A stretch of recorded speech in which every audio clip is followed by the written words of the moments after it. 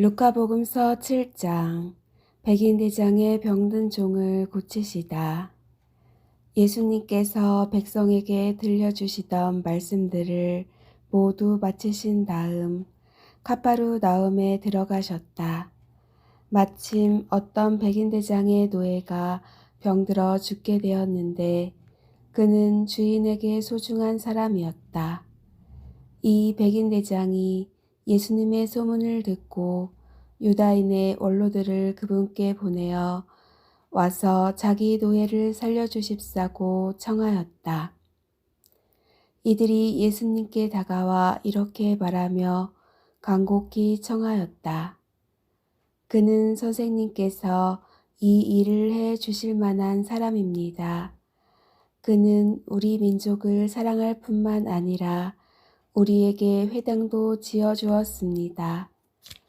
그리하여 예수님께서 그들과 함께 가셨다. 그런데 백인대장의 집에서 그리 멀지 않은 곳에 이르셨을 때 백인대장이 친구들을 보내어 예수님께 아뢰었다. 주님, 수고하실 것 없습니다. 저는 주님을 제 지붕 아래로 모실 자격이 없습니다. 그래서 제가 주님을 찾아뵙기에도 합당하지 않다고 여겼습니다. 그저 말씀만 하시어 제 종이 낫게 해 주십시오. 사실 저는 상관 밑에 매인 사람입니다만 제 밑으로도 군사들이 있어서 이 사람에게 가라 하면 가고 저 사람에게 오라 하면 옵니다.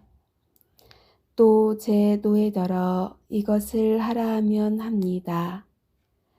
이 말을 들으시고 예수님께서는 백인대장에게 감탄하시며 당신을 따르는 군중에게 돌아서서 말씀하셨다. 내가 너희에게 말한다. 나는 이스라엘에서 이런 믿음을 본 일이 없다. 심부름 왔던 이들이 집에 돌아가 보니 노예는 이미 건강한 몸이 되어 있었다. 과부의 외아들을 살리시다.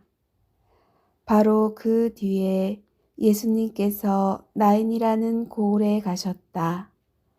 제자들과 많은 군중도 그분과 함께 갔다.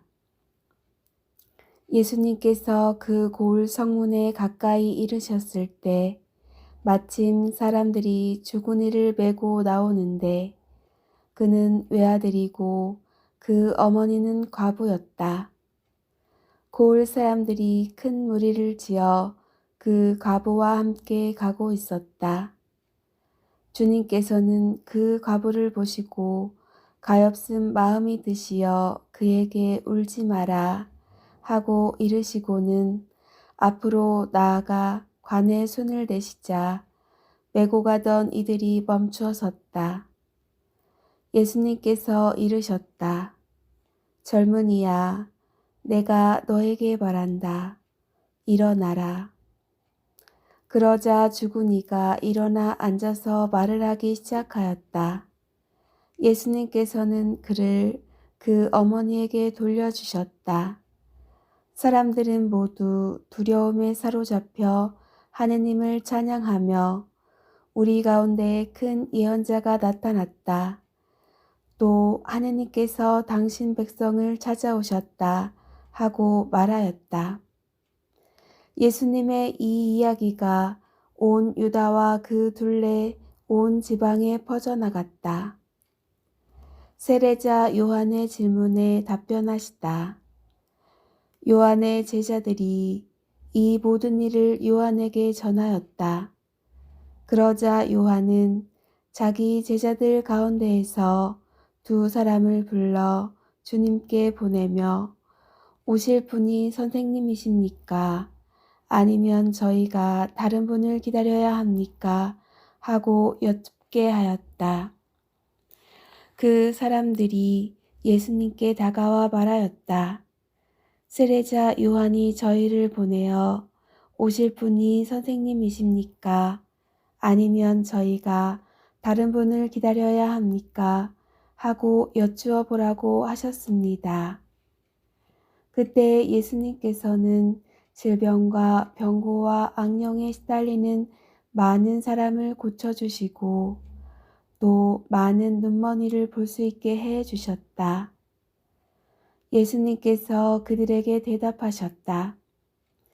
요한에게 가서 너희가 보고 들은 것을 전하여라.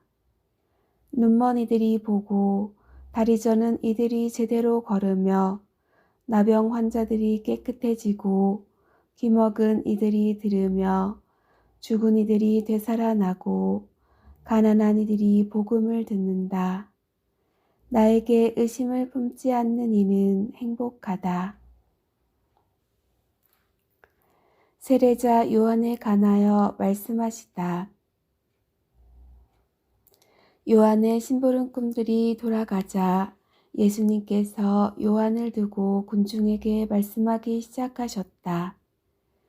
너희는 무엇을 구경하러 광야에 나갔더냐? 바람에 흔들리는 갈대냐? 아니라면 무엇을 보러 나갔더냐? 고운 옷을 입은 사람이냐? 화려한 옷을 입고 호화롭게 사는 자들은 왕궁에 있다. 아니라면 무엇을 보러 나갔더냐? 예언자냐? 그렇다. 내가 너희에게 말한다. 예언자보다 더 중요한 인물이다. 그는 성경에 이렇게 기록되어 있는 사람이다. 보라, 내 앞에 나의 사자를 보낸다. 그가 내 앞에서 너의 길을 닦아 놓으리라. 내가 너희에게 말한다. 여자에게서 태어난 이들 가운데 요한보다 더 큰 인물은 없다. 그러나 하느님의 나라에서는 가장 작은 이라도 그보다 더 크다. 요한의 설교를 듣고 그의 세례를 받은 백성은 세리들까지 포함하여 모두 하느님께서 의로우시다는 사실을 받아들였다. 그러나 요한에게서 세례를 받지 않는 바리사이들과 율법 교사들은 자기들을 위한 하느님의 뜻을 물리쳤다.